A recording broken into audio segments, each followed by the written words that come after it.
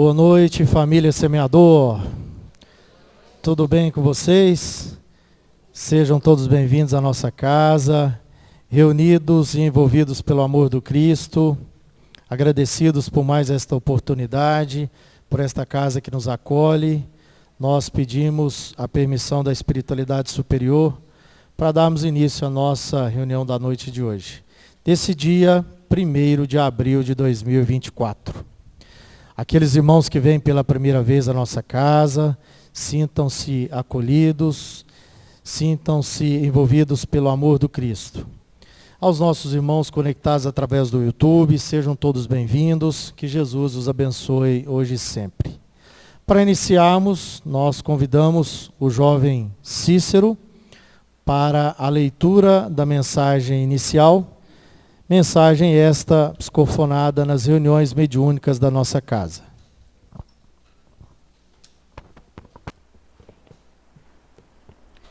Por que insistimos ainda no apego, no amor, a tudo que o mundo material nos oferece, como prazer, como falsas alegrias? Momentos em que por vezes se diz, se o mundo acabar, irei feliz. Olha, meus irmãos, oremos por todos aqueles que no auge desses pensamentos se esqueçam que o mundo não acaba. Não o mundo eterno, o mundo onde nós verdadeiramente vivemos. O que é matéria perecível, obedece a essa classificação, perece. Porém nós não somos o que temos, a imagem que fizemos não somos. Não somos nada que se possa tocar com as mãos, ver com os olhos, nada disso nos representa. Nada disso interessa ao Criador, que às suas criaturas oferece oportunidades de experiências, conhecimento, tempo. Ele nos permite todo o tempo, mas nós insistimos em perder tempo.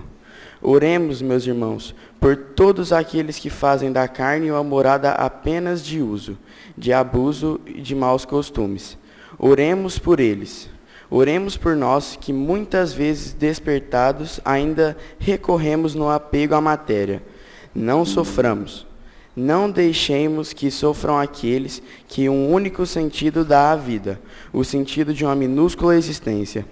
Oremos por todos aqueles que já sabem o caminho, que facilitem o caminhar dos outros, mostrando passos firmes, certeiros, confiantes, cheios de fé, de esperança e de amor.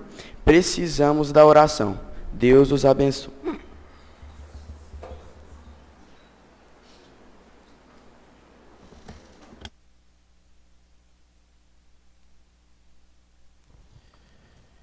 Convidamos o nosso irmão Jourdan para a prece inicial.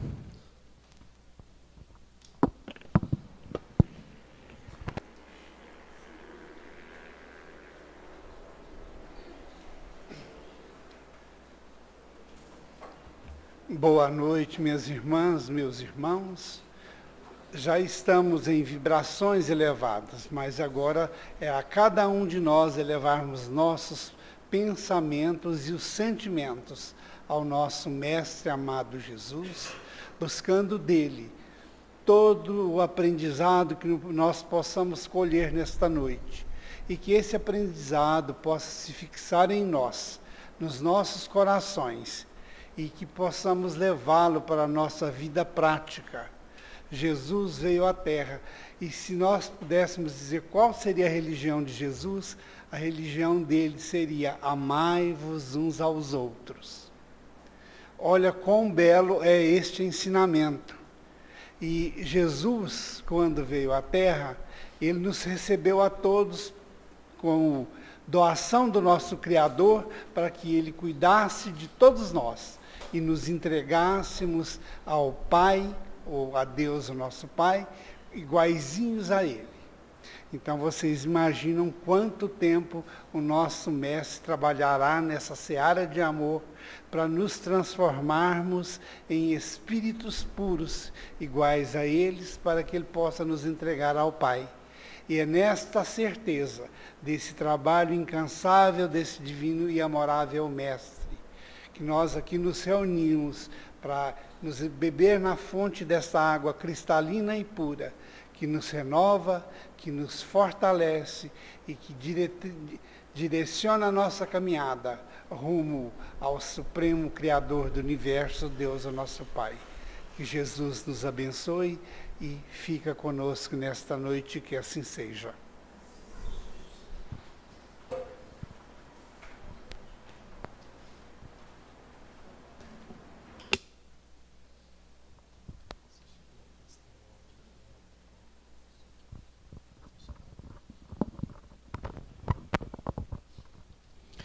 E passando para o nosso tema de estudo da noite, hoje nós estudaremos sobre o tema a caridade como propósito de vida.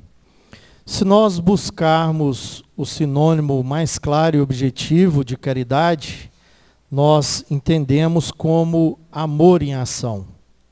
Então, é o amor em ação como propósito de vida. Quem vai nos auxiliar no entendimento desse tema, à luz da doutrina espírita, será a nossa irmã e palestrante da casa, Joelma Tanus. Joelma, que Jesus e a espiritualidade benfeitora te iluminem.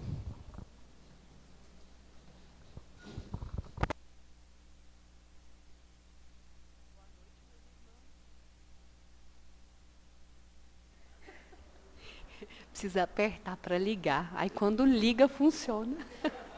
Boa noite a todos, que todos se sintam muito bem-vindos ao Semeador e que juntos possamos então fazer essa reflexão que vai nos auxiliar a entender a razão, por que nós podemos, na verdade devemos, adotar a caridade como o nosso propósito de vida, como o nosso objetivo, como a finalidade da nossa vida. E aqui nós falamos vida mesmo, considerando o espírito imortal e não apenas a existência. Quais seriam essas razões? E nós vamos passando, então, nesse entendimento, para que a gente possa sair, nos tornar, saindo dessa posição de mensageiros do Cristo, daqueles que levam a mensagem de Jesus, que falam sobre Jesus, mas para sermos a mensagem viva do Cristo. Para que nós nos tornemos essas cartas vivas, estejamos ali vivenciando a caridade.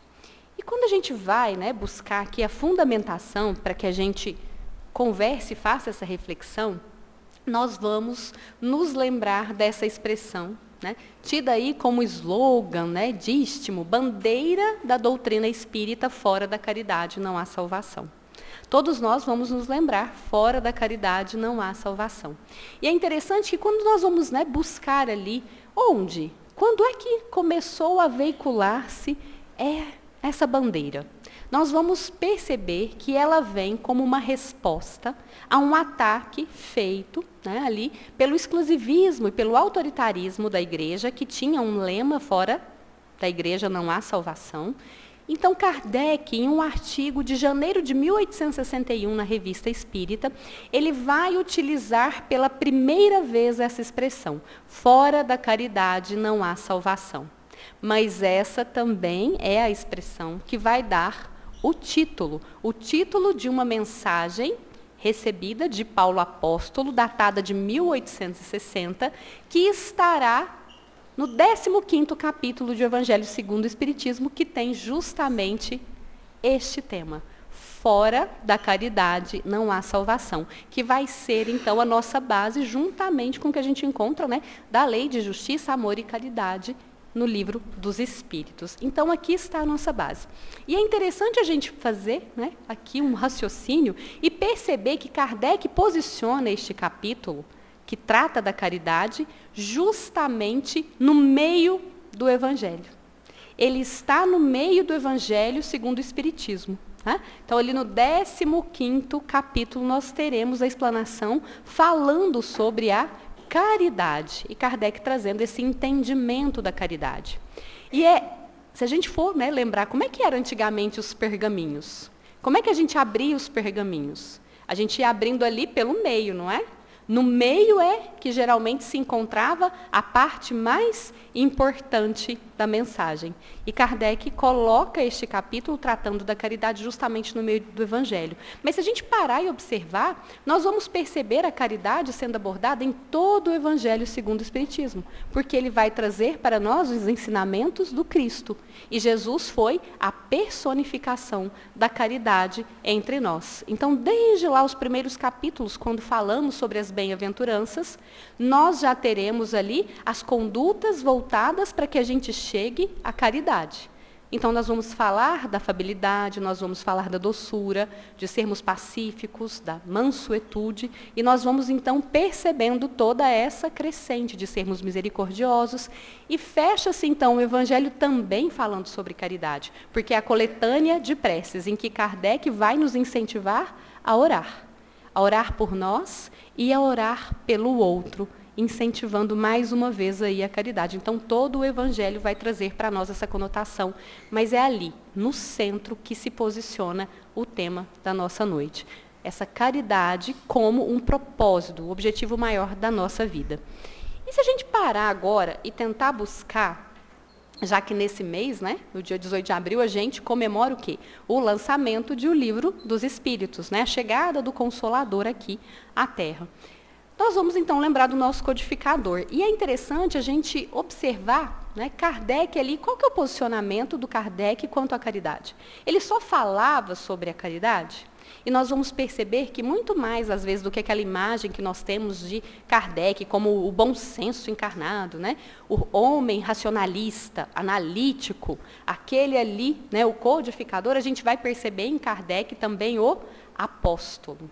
O apóstolo que levou e que vivenciou a mensagem trazida por Jesus. E será que era assim mesmo, né? Então nós vamos lá na Revista Espírita não, né? Na Viagem Espírita, em 1862, é também um livro, não compõe a codificação, mas é um livro em que nós vamos ter ali as viagens feitas por Allan Kardec para poder divulgar a doutrina, para poder estar ali junto com aqueles levando essa mensagem, incentivando a prática dos ensinamentos de Jesus. Ele vai, então, trazer um ponto que é assim, para a gente refletir agora, né? Se dois grupos que deveriam trabalhar juntos estiverem em conflito, estiverem em desacordo, então os dois deveriam trabalhar juntos para quê? Para que a obra, para que os ensinamentos de Jesus se concretizassem. E esses grupos estivessem, né, com uma oposição. Qual seria ali o posicionamento de Kardec? E pela imagem que a gente tem, a gente vai dizer o quê? Não, pelo grupo que tivesse mais lógica, pelo grupo que tivesse mais bom senso, pelo grupo que tivesse mais razão. É desse lado que Kardec ficaria. E nós vamos nos surpreender com a resposta de Kardec. Surpreender quando a gente não conhece Kardec apóstolo. Mas quando nós observamos, então, o que Kardec vai trazer? Justamente essa vivência. Ele vai dizer assim, que ele se posicionaria do lado que estivesse a caridade. E ele faria isso de pronto. Por que ele tomaria essa posição? Porque onde há ali a caridade, há também a humildade. E se há humildade, é mais fácil corrigir o erro, é mais fácil recolocar no caminho. Mas onde há ali aquele que se vê detentor da razão, aquele que se vê ali como portador da verdade, ali seria mais difícil. Por quê? Porque é um coração mais refratário aos ensinamentos de Jesus. E Kardec vai, então, nos trazendo, né, e nós vamos percebendo esse lado de alguém que realmente vivenciou. Ele não divulgou um texto, mas é um manuscrito que foi divulgado após a sua desencarnação, que tem o mesmo título, Fora da Caridade Não Há Salvação, em que ele vai ali, né, parece um desabafo. Sabe aquele momento em que nós estamos, né, ali vivendo algo e a gente vai escrever, mas a gente não publica, não mostra para ninguém? A gente escreve ali, né? Então, a gente vai encontrar nesse manuscrito Kardec falando sobre o posicionamento dele, porque realmente ele acreditava, ele vivenciava, que todas as pessoas que o procuraram sempre foram atendidas com a mesma benevolência, e aí vamos, né, trazer essa palavra, que a gente vai usá-la mais tarde, e essa benevolência que ele dedicava era colocada em qualquer momento, a qualquer tempo, a qualquer pessoa, que ele jamais pensou ou reclamou quando ele teve que se deslocar para auxiliar alguém e que ele estava ali com a consciência muito tranquila de todo o bem que ele havia feito, porque ele fez tudo aquilo que estava ao alcance de suas forças, de suas possibilidades. E aí a gente percebe que ele está ali se organizando, porque ele vai dizer assim, no momento em que tudo parece ser esquecido e que ele estava ali sendo duramente questionado, ele vai então trazer isso, mas que ele não faria conta do que ele fez, e ele não estava fazendo. O que ele vai colocar então ali, nesse manuscrito dele, é que, mesmo às vezes em que ele foi pago com a ingratidão, isso não faria com que ele desistisse de agir como ele agia, agindo pelo bem, fazendo ali o bem. E é interessante, porque quando a gente vai perceber, e uma das mensagens que vai ser divulgada em obras póstumas, também após a desencarnação de Kardec, a gente vai ter ali um relato, em que vamos perceber São Luís dizendo que, na verdade, Kardec havia sido escolhido pela sua fé, porque a fé de Kardec era a fé que caminhava sobre as águas, que seria capaz de resistir a todos os ataques e continuar na direção da esperança e da caridade, trazendo a doutrina. Esse é Allan Kardec. Aqui nós vamos vendo, então, Kardec como um apóstolo. E por que a gente não conhece todo esse lado de Kardec? Kardec nunca contou vantagem, sobre a missão que ele tinha, sobre a codificação. Ele sempre respondeu muito bem a todas as críticas, a todas as dúvidas ali. E por que a gente não vai perceber esse lado de Kardec contabilizando tudo isso? A gente só vê isso num relato ali que ele estava fazendo, que ele guardou para si, só foi publicado pelos outros, não por ele. Mas por quê? Porque a gente vai perceber que a verdadeira caridade só fica entre aquele que a faz e aquele que recebe. A verdadeira caridade, ela é então o quê? Ela é silenciosa e não é possível medir por atos. Porque a gente vai entender um pouco mais sobre a caridade. A caridade é muito mais do que uma ação. Então, mesmo que a gente veja um ato, não é possível que a gente mensure ali se houve caridade. Porque a caridade, ela vai envolver o sentimento que foi colocado. O sentimento daquele que faz aquela ação e também a reação, mas a sensação que foi despertada naquele que recebe aquele gesto, aquela palavra ou aquele donativo. A gente vai chegar lá, já já. E quando nós vamos aqui agora, então, já entendemos esse panorama, já vimos o nosso codificador como esse apóstolo vivenciando a caridade em todos os momentos difíceis, mesmo diante de ataques, diante de resistências, diante de traições, até daqueles que eram mais próximos, e afirmar dizendo que ele continuaria, mesmo que a ingratidão fosse ali o pagamento. O que nós vamos aqui perceber? A caridade, ela vem, então, ali, de caritas. Se a gente for lá no latim, é o aportuguesamento de caritas. Mas se a gente for, no grego, a gente vai ver que vem de charis, que tem ali uma relação com graça, com carisma.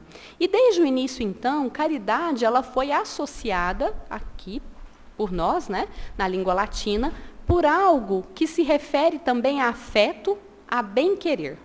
Afeto e bem-querer. Houveram algumas distorções ali, tentando ligar a questão do amor, da atração carnal, no sentido da atração carnal, mas veio então um redirecionamento e dissociou-se caridade, e ela passa então a ser e a representar um verbo, uma ação, que significa o exercício do sentimento de amor desinteressado. Exercício do sentimento de amor desinteressado. Significa, então, que ser caridoso é aquele que age de forma desinteressada, cujo único propósito é ali fazer o bem para minorar a dor ou o sofrimento de outra pessoa. É ali que se finda, então, o entendimento e o que é efetivamente a caridade. Fazer o bem sem qualquer outro objetivo, que é muito diferente do sentido, às vezes, que nós empregamos caridade. Às vezes, nós colocamos caridade numa visão muito estreita. A visão de que caridade é o quê? É um donativo, é algo material, é uma doação que será feita por alguém que está numa condição superior a alguém que é inferior. E aqui nós precisamos rever não só esse sentido de caridade no aspecto de algo material, uma ação material, mas também das posições em que estaria aquele que doa e aquele que recebe. Não há posição de superioridade, muito menos de inferioridade. Então, se a gente faz essa pausa e vai observar, caridade é todo e qualquer momento em que nós temos ali a oportunidade, direcionados por um sentimento que vem, né, dos nossos corações, do íntimo do nosso ser, em que nós percebemos a oportunidade de auxiliar alguém e nós auxiliamos da melhor maneira possível. Porque neste momento, nós somos o quê?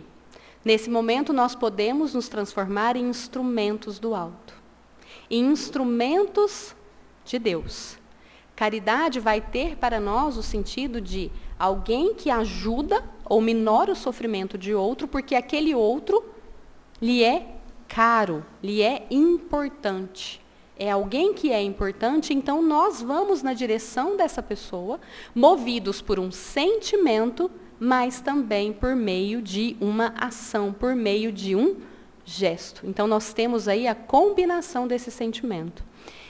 Nesse momento, a gente começa já a observar, então, por que só quem vai praticando, né, e quem está recebendo é que vai poder mensurar a caridade. Porque poderemos sempre observar ações, mas nós jamais observaremos a intenção.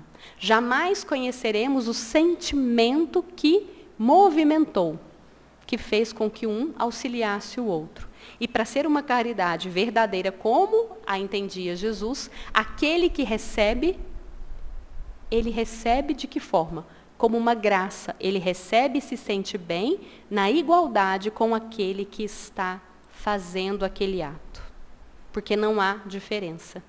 E aqui, então, o momento em que nós verdadeiramente praticamos a caridade é aquele momento em que nós nos percebemos como possíveis instrumentos de socorro e de amor do alto, como aqueles que estarão aqui e terão a possibilidade de chegar mais próximos dos nossos irmãos e apresentarmos o amor e o cuidado de Deus.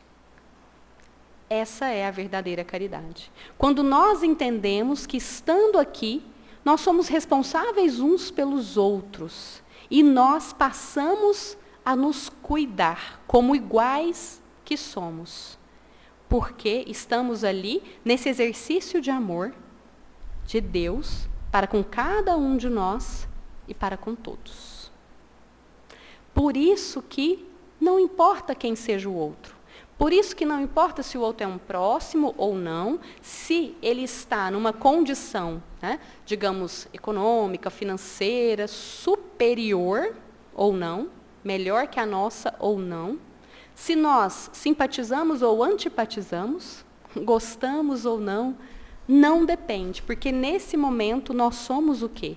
Iguais. A caridade só é possível ser praticada se nós nos consideramos iguais àquele irmão. E aí nos mobilizamos para movimentar, para levar ali o amor divino a cada uma das criaturas com quem nós cruzamos. E entendemos que em vários outros momentos nós também precisaremos receber de um irmão esse amor, essa manifestação do amor divino. Porque é assim que a providência divina age em nossas vidas. É assim que Deus se faz presente. Quando nós nos voluntariamos para que Ele fale através dos nossos corações e dos nossos gestos. E aqui então nós vamos vendo a caridade numa profundidade muito maior. Porque nós vamos tirando tudo aquilo que a gente sabe sobre o outro, que a gente pensa, posição social, crença, jeito, forma como vive a vida, né, estilo de vida, enfim. E nós passamos a ver pura e simplesmente o Espírito imortal. Um filho muito amado por Deus, que está ali diante de uma necessidade e que nós temos o desejo ardente de ir lá e minorar a dor, o sofrimento, aquela necessidade. E nós fazemos isso naturalmente. Fazemos isso silenciosamente. E fica ali, entre um e outro. É outro patamar, né? E quando a gente vai percebendo e olhando a caridade como esse momento que nós temos de ser instrumentos do alto, socorro e amor de Deus, Dá para que a gente faça qualquer gesto de qualquer forma? Não dá, né? Como é que a gente chegaria ali a serviço de Deus para auxiliar alguém? Precisa ter cuidado, precisa ter respeito, precisa ter atenção. E aí nós vamos percebendo, então, numa mensagem de São Vicente de... Mensagem não, né? Na resposta que São Vicente de Paulo coloca na questão 888, a linha B do Livro dos Espíritos, que ele vai trazer para nós que não é apenas o que se faz, mas conta-se aquilo que se faz. E é aí que ele vai dizer assim: a verdadeira caridade é sempre bondosa e benévola. Está tanto no ato como na maneira como é praticado. Duplo valor tem um serviço prestado com delicadeza. Quando nós exercitamos a humildade, nos colocamos na posição, juntamente ao outro, percebendo que não há nenhuma diferença e que nós somos ali um coração que está em condições de amparar aquele outro coração, assim como um dia estaremos na posição de receber o amparo. Simples, né? Então, a forma conta. É por isso que, às vezes, né, nós vamos olhar e falar assim: nossa, mas faço tanta caridade, né? Não perco uma oportunidade de fazer caridade. Mas eu não sinto essa felicidade que as pessoas falam, porque todo mundo fala, né, que fazer o bem, que o bem por si só vem e tem uma boa sensação, uma alegria, né, alegria que é possível, que a gente alcance aqui na Terra. Mas não estou sentindo isso. Porque talvez, meus irmãos, nós não estamos fazendo caridade. Não no sentido profundo do termo. Às vezes nós estamos fazendo beneficência, que é oferecer daquilo que nós temos, que está nos sobrando, ao outro. Mas a caridade verdadeira, ela começa no sentimento que vai embalar o ato e termina no sentimento que o outro será convidado a sentir a partir da nossa ação. Então, não tem como a gente dizer, né, que caridade dá para fazer de qualquer forma, porque não é o ato, mas também conta-se todo o sentimento que foi envolvido ali. E aqui a gente começa, então, a repensar a forma como a gente faz caridade, mas a gente começa a ver também que é mais simples. Por que é mais simples? São Vicente de Paulo, ele vai continuar dizendo assim para nós: para que a gente seja assim, faça a caridade, mas para que a gente seja como? Faça essa caridade como? Sendo indulgente para com as imperfeições dos outros, ao invés de criticarmos, sermos indulgentes. Ele vai dizer que quando a gente encontra, né, alguém ali que está na ignorância, que está no vício, que ao invés de a gente julgar, da gente criticar, a gente deve o quê? Instruir aquele que se encontra em ignorância e moralizar, apoiar aquele que se encontra ali no vício. E aí, nós percebemos que todos nós somos capazes de praticar a caridade.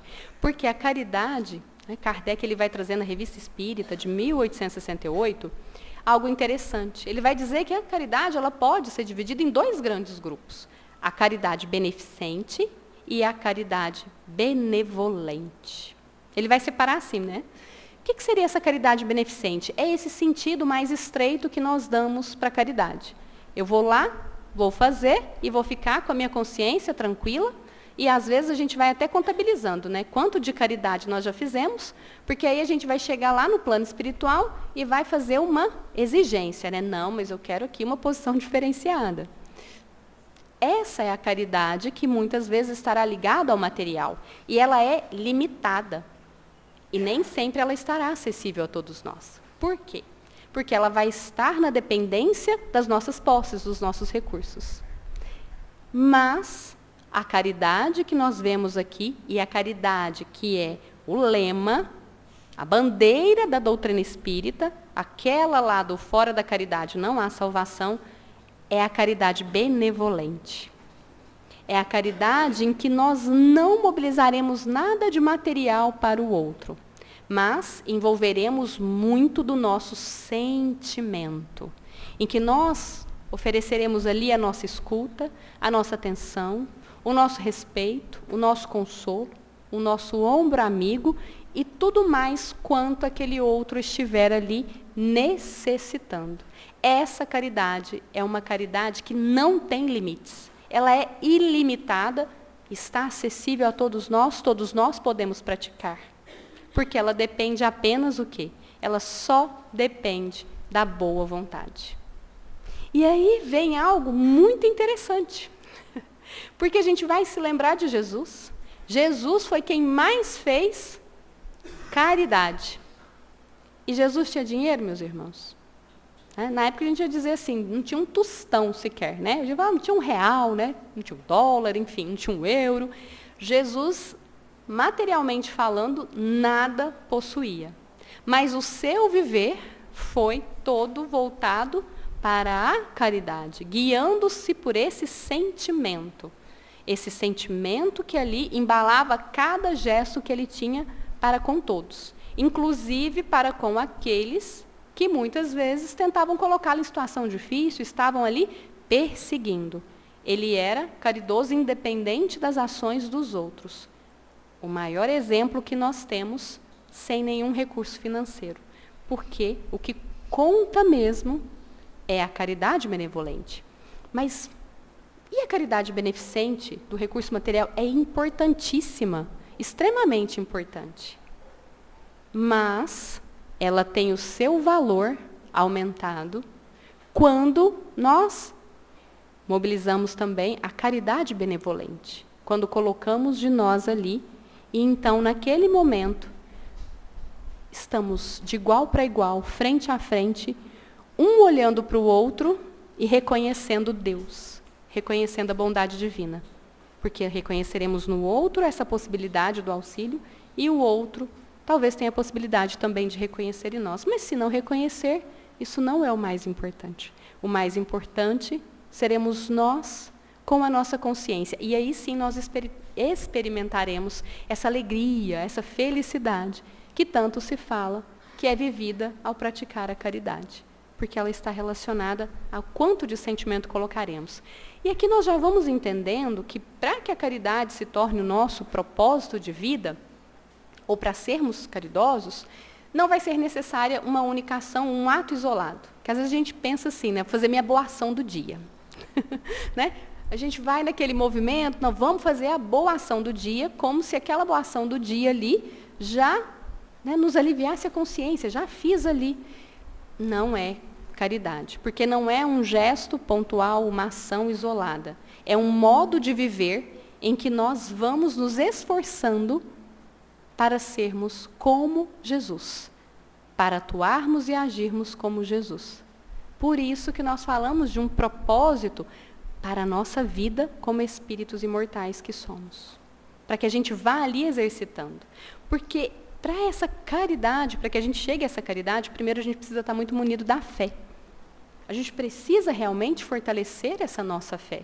Entender que somos realmente espíritos imortais, perceber que todos nós temos o potencial e a capacidade de auxiliarmos uns aos outros, nos abrirmos para as possibilidades e para as boas intuições que vêm do alto, mas é necessário que a gente tenha também esperança, que a gente acredite que nós vamos conseguir. E aí sim, a caridade, esse sentimento se torna mais natural para nós. E aí, na sequência, o que a gente vai perceber? Que até a ciência achava que caridade, que bondade não era algo natural de nós humanos. Nós vamos recorrer agora a uma pesquisa relatada pela palestrante Anete Guimarães. Ela vai falar da pesquisa do Dr. Richard Winson. Espera aí, estou tentando lembrar se é esse o nome dele mesmo. Dr. Richard. O Dr. Richard, ele é ali psicólogo, ele é neurocientista também. Ele é diretor do Instituto de Neurociência Afetiva da Universidade de Wisconsin. Então, ele é ali o diretor. E ele começa a ficar conhecido porque ele começa ali a estudar sobre depressão, sobre estresse e sobre medidas que pudessem ajudar a combater depressão e estresse. Quando ele está nessa pesquisa, buscando, né, entender ali, o que ele vai perceber? Que a meditação ajuda. Então, que a meditação é capaz o quê? De modular a expressão gênica, a expressão dos nossos genes. E vai trazer alterações bioquímicas bem interessantes. E essas alterações bioquímicas caminham na direção o quê? De muito mais equilíbrio. Quando ele consegue comprovar isso, ele faz essa comprovação de forma científica, porque ele vai ali usando, né, o monitoramento dos exames de sangue, os resultados, enfim. O que ele vai trazer? Ele traz, né, para, inclusive, o mundo dos esportes, algo que é muito novo, que nós já conhecíamos, né? O que ele vai trazer ali? Que a mente e, de alguma forma, o controle da mente, o que se passa pela nossa mente é algo extremamente o quê? É algo extremamente importante. E aí nós veremos, então, atletas recorrendo, então, à meditação, exercícios para quietar a mente, porque isso levava a melhor performance e ao melhor desempenho. E não só o desempenho naquela atividade, né, daquele profissional, mas levava também a uma mudança ali na expressão dos seus genes. Porque hoje a gente sabe que genética não é tudo. Ter um determinado, né, gene ali não significa que a gente vai ter aquela doença relacionada a ele. Vai depender também do ambiente, vai depender da alimentação, dos hábitos de vida, inclusive dos padrões de pensamento para haver ativação desse gene ou não. E ali ele faz essa descoberta, fica muito interessante, mas no encontro com monges, porque ele estava estudando ali a meditação, enfim, o que esses monges trouxeram? Por que você só estuda o negativo? Só depressão, ansiedade, angústia, né? Por que você não estuda sobre bondade? Por que você não estuda sobre afetividade? E ele fica ali desafiado, ele sente esse desafio e ele vai, então, buscar. Existe alguma pesquisa, existe algum pesquisador no mundo estudando se há bondade, caridade, afetividade? E aí ele descobre que não. Por quê? Porque as pessoas entendiam que bondade, afetividade não era algo natural e espontâneo de nós, que era aprendido. Que a gente aprendia, mas que a gente não era capaz de ser bondoso, afetivo, caridoso de forma espontânea. Que a gente aprendeu que se a gente faz o bem, a gente vai para o céu. Se não faz, vai para o inferno. Então, era algo aprendido. E aí ele falou, não, mas eu quero pesquisar e quero entender isso. Como é que isso se dá? E aí, como ele teve que recorrer? Ele recorreu a crianças. Ele começou os seus estudos, então, com crianças, numa faixa etária anterior a que as crianças aprendessem a mentir. Porque as crianças aprendem a mentir. Então, ali, antes, né, para isolar esse efeito que seria do aprendizado. Então, crianças mais jovens. E o experimento consistia em ele dizer assim para as crianças, né, e fazer monitoramento cerebral, ao mesmo tempo que colhia sangue, para avaliar como é que ficava aí o sangue antes e depois, né, ali daquela proposta. Ele pedia para pensar na pessoa que mais gostasse. Geralmente aparecia o papai ou aparecia a mamãe. E falava, não, então pensa num momento bem bom, bem prazeroso com o papai ou com a mamãe, com a pessoa que a criança trouxe. E ia fazendo mapeamento cerebral. Ele já tinha colhido o sangue também para fazer comparação, enfim. E ali, naquele momento, o que ele percebia? Que ativava a área responsável pelo contentamento. Então, quando a criança estava ali lembrando de um bom momento com o papai, com a mamãe, ativava essa área do contentamento.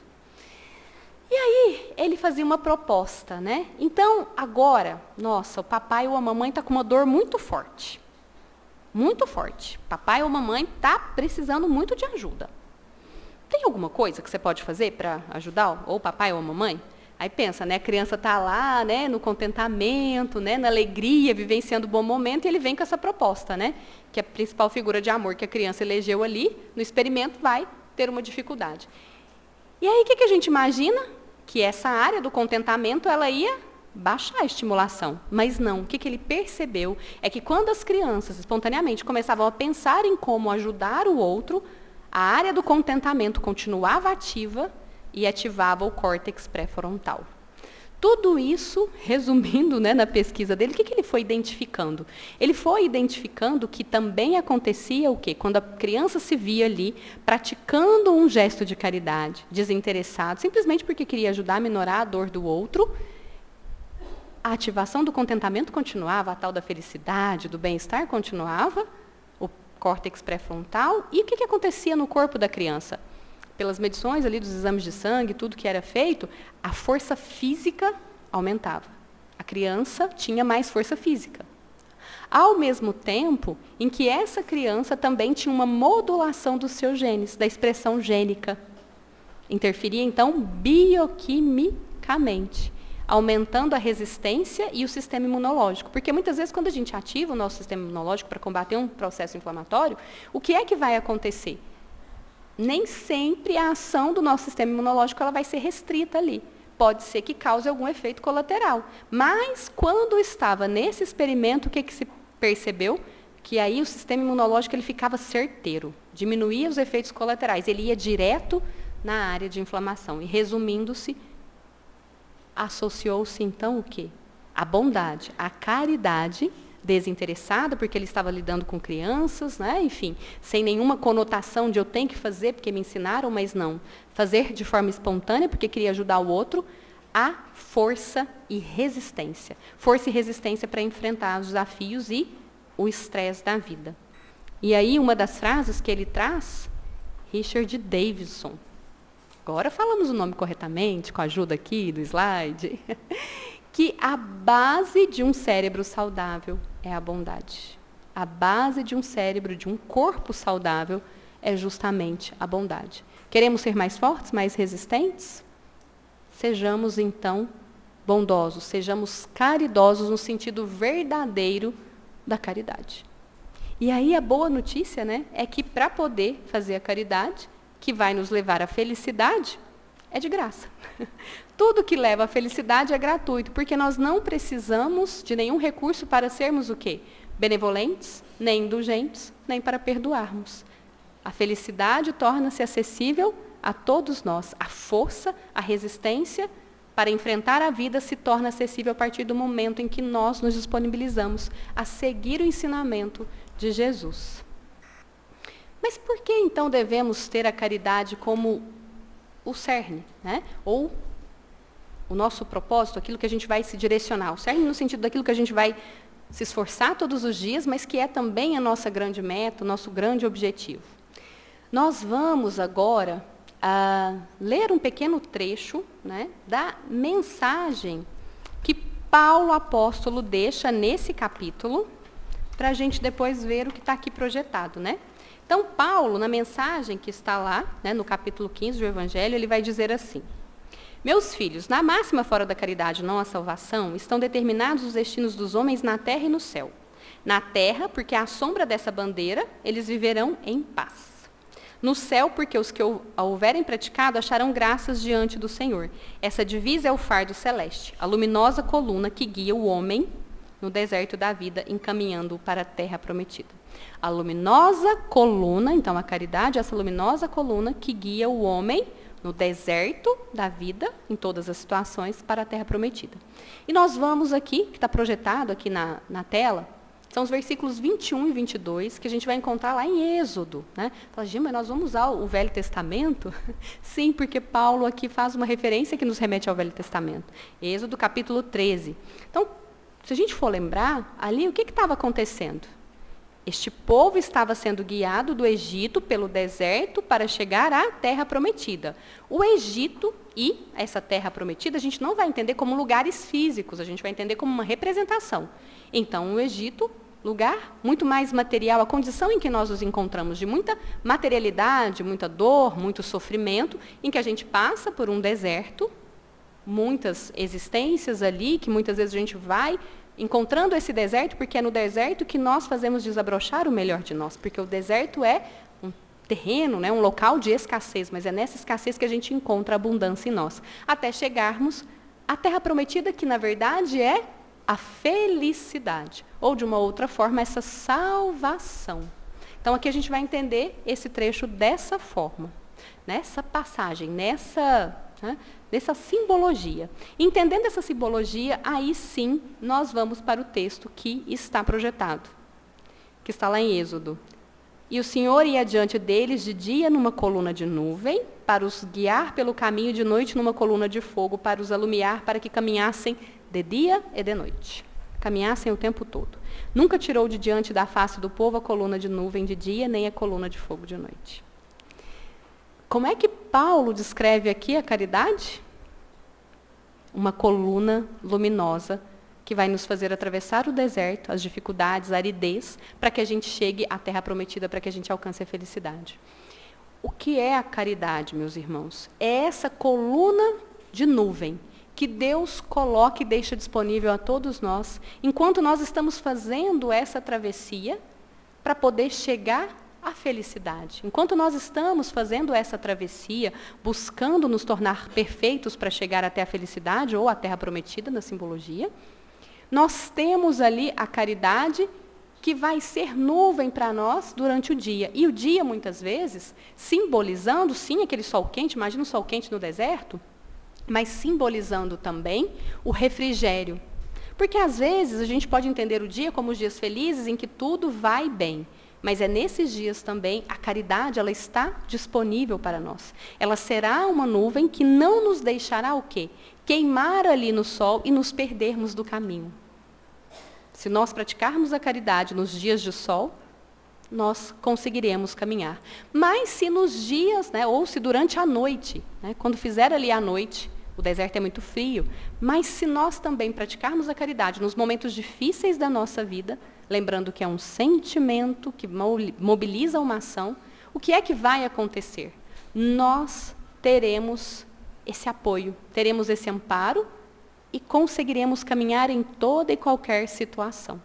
Por isso que o Senhor nunca tirou a coluna de fogo nem de nuvem. A caridade sempre esteve à disposição de todos nós, para que a gente possa caminhar a qualquer momento, nos momentos fáceis da nossa vida e naqueles momentos difíceis que a gente imaginou que não ia conseguir e ia sucumbir. A caridade é a coluna que vai trazer o refrigério, mas que vai também trazer a luz para que a gente vá e avance no caminho, na direção do nosso progresso, fazendo com que nos tornemos, então, cartas vivas de Jesus.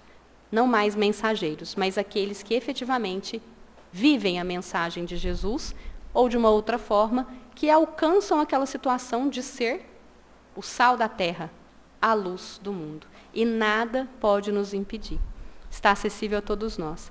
Então, deixando essa mensagem da Madre Teresa de Calcutá, que vem nos trazer que um coração feliz é o resultado inevitável de um coração ardente de amor, que possamos nos arder no sentimento, nos arder na vontade de sermos esses representantes do alto que se colocam em condições para irmos ao encontro de todos aqueles que necessitam, mas que são os nossos irmãos, que não estão nem acima nem abaixo, mas que estão lado a lado. Que a gente tenha, então, olhos de ver, ouvidos de ouvir, onde há a necessidade de um socorro, porque muitas vezes o infortúnio é oculto. Que a gente tenha, então, essa possibilidade de estar lá, de ser luz e de ser também o sal que dá tempero à nossa vida e dá tempero à vida do nosso próximo. Que Jesus nos abençoe.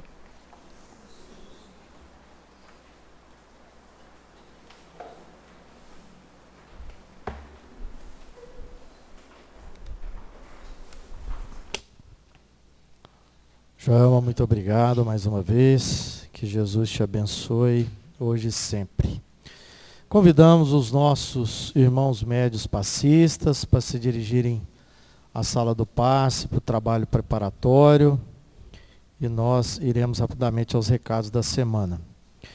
O nosso primeiro recadinho aqui, a nossa primeira informação é que muitos de vocês devem estar sentindo falta da Fabiana, né? Com certeza ela faz muita falta aqui junto de nós. Mas está tudo bem. Ela foi ministrar uma palestra em uma outra casa espírita e deixou aqui um pedido para desejar a todos uma boa noite e um abraço em cada um de vocês. O nosso primeiro recado da noite de hoje, nós convidamos a mocidade espírita, como também os evangelizadores, evangelizandos, para falar para nós. Na semana que vem nós temos a Noite do Macarrão. Então eu vou passar a palavra para eles para deixar o recado aqui para todos nós.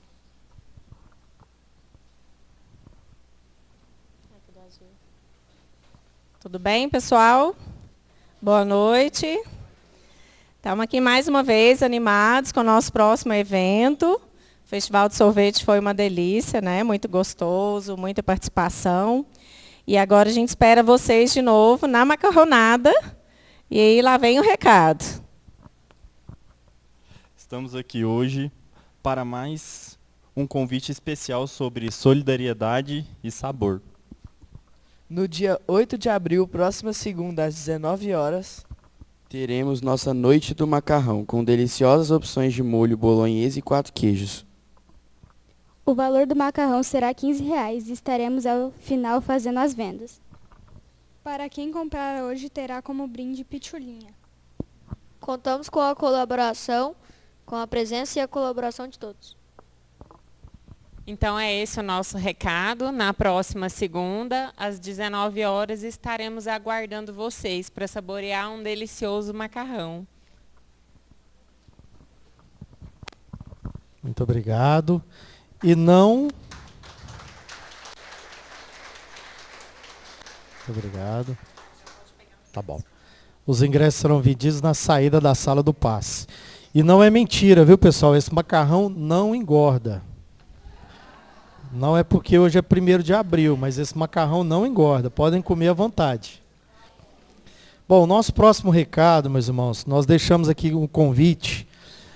Aqueles que têm interesse em participar, né, de um trabalho oferecido pela nossa casa, que é a campanha do quilo.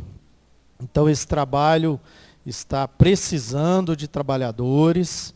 Então, a equipe que faz a campanha do quilo reúne todos os sábados, a partir das 15 horas. Geralmente sai por volta das 15h20, no máximo 17 horas já retorna à nossa casa para a finalização dos trabalhos. Então, aqueles irmãos que tiverem interesse, quiserem participar desse trabalho, a Francismar é a coordenadora desse grupo. Aqueles que tiverem interesse, eu passo o telefone de contato dela para vocês acioná-la e conversar mais a respeito, tá? Então, é mais um trabalho aqui oferecido pela casa e aqueles que tiverem interesse, a casa agradece a participação. E o último recado, as evangelizadoras pedem para reforçar com todos os pais e responsáveis que as crianças já recebem o passe na sala de aula. Então, dispensa a necessidade dos pais pegarem as crianças e trazerem para a fila do passe. Mas deixamos aqui, né, à vontade, aqueles que quiserem que os filhos tomem o passe novamente, fiquem à vontade para isso. Mas reforçando que elas já receberam o passe em sala de aula, tá? Então, é um pedido que as evangelizadoras, né, fez para que a gente reforçasse isso com todos vocês. Bom, chegamos ao final da nossa reunião da noite de hoje, agradecidos por mais essa oportunidade, pela assistência espiritual que se fez presente. Agradecidos então e desejando a todos uma excelente semana, excelente retorno aos seus lares. Eu convido a Joelma para a nossa prece final e a fluidificação das águas. Fiquem todos com Deus, que Jesus abençoe.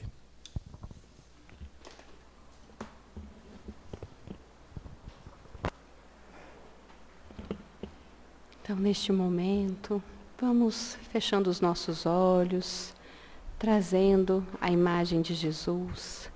Jesus com seus braços estendidos, a nos dizer: venham, meus irmãos, venham até mim. Que possamos, então, sentir as palavras do Mestre no fundo de nossos corações, nos tocando, despertando o melhor que há em nós. Que possamos, então, nos perceber como estes seres, esses filhos muito amados de Deus, nosso Pai, esses filhos capazes de amar, esses filhos capazes de estender as mãos uns aos outros e de vivenciar a plenitude dos ensinamentos de nosso Mestre, percebendo que isso vai nos tornando cada vez mais leves, vai nos tornando cada vez mais fortes, mais resistentes, mas também mais bondosos, mais misericordiosos, mais amorosos, para com cada um que cruza o nosso caminho, para com aqueles que vivem conosco, para com todos aqueles que ainda aprenderemos a amar e a conviver. Que possamos, então, perceber esse sentimento de amor crescendo dentro de nós. E agradecendo agora o amparo que vem do alto, nós rogamos que essas águas recebam o remédio salutar, o bálsamo que vai atuar em cada um de nós, em nossos corpos físicos, mas que vai trazer também a força, a esperança para o espírito, e que possamos assim, entregues a esse sentimento de amor, de paz, nos comprometermos conosco, em buscarmos mais fortemente a nossa felicidade, por meio de levar a felicidade, a alegria, o contentamento e o necessário aos nossos irmãos. Amado Mestre Jesus, nos abençoe, hoje e sempre. Que assim seja.